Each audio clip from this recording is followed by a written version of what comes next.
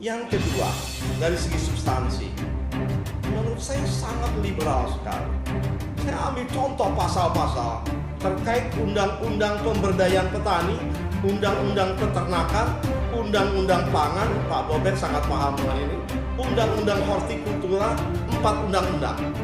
Setiap pasal yang berbunyi mengutamakan produk dalam negeri, dilarang impor pada saat kondisi dalam negeri cukup.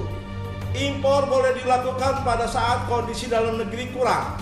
Impor boleh dilakukan bila produksi tidak mencukupi.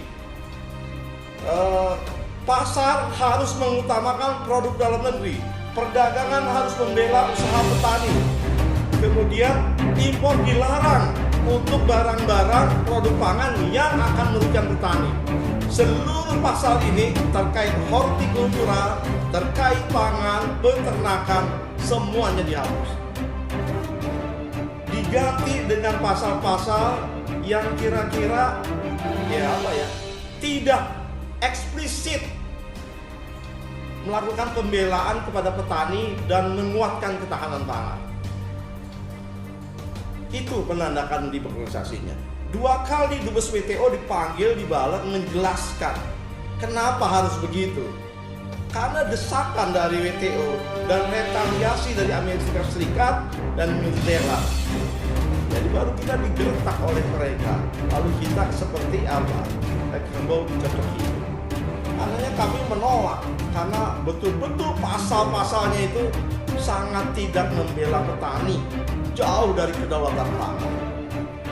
Terkait penanaman modal, kalau kita lihat sangat terbuka.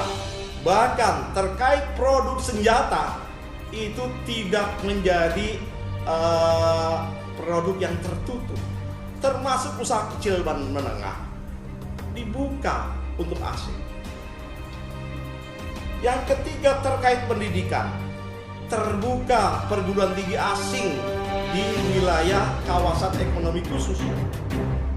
Lalu ada pasal norma baru, walaupun pemerintah menyatakan mencabut klaster pendidikan, namun masuk norma baru bahwa perizinan di sektor pendidikan mengikuti perizinan di sektor usaha, perizinan berusaha.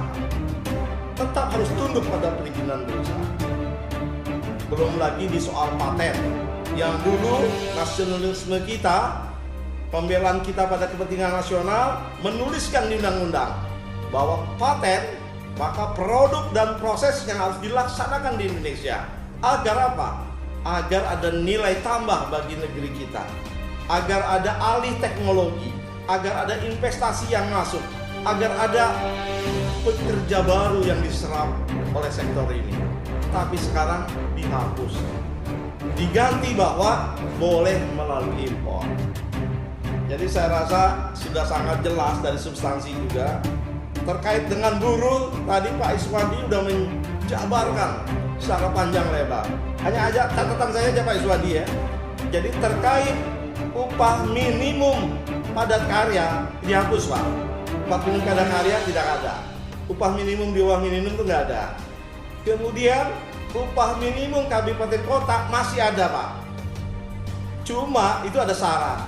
Upah minimum kabupaten kota disesuaikan dengan pertumbuhan ekonomi daerah atau inflasi. Nah, Dewan Pengupahannya nggak ada, sehingga langsung ditentukan oleh pemerintah penyesuaiannya. Dan sudah barang tentu ini melanggar kesepakatan buruh ya. Jadi sebagian besar yang apa yang dikatakan Pak Iswan Abdullah secara substansi begitulah adanya. Sehingganya PKS itu ingin bahwa terkait klaster buruh tenaga kerja dihapus kembali kepada Undang-Undang Nomor 3 Tahun 2003. Tapi perjuangan kami tidak berhasil ya, karenanya kami melihat banyak mudaratnya, kami menolak terhadap undang-undang. Demikian, wassalamualaikum warahmatullahi wabarakatuh.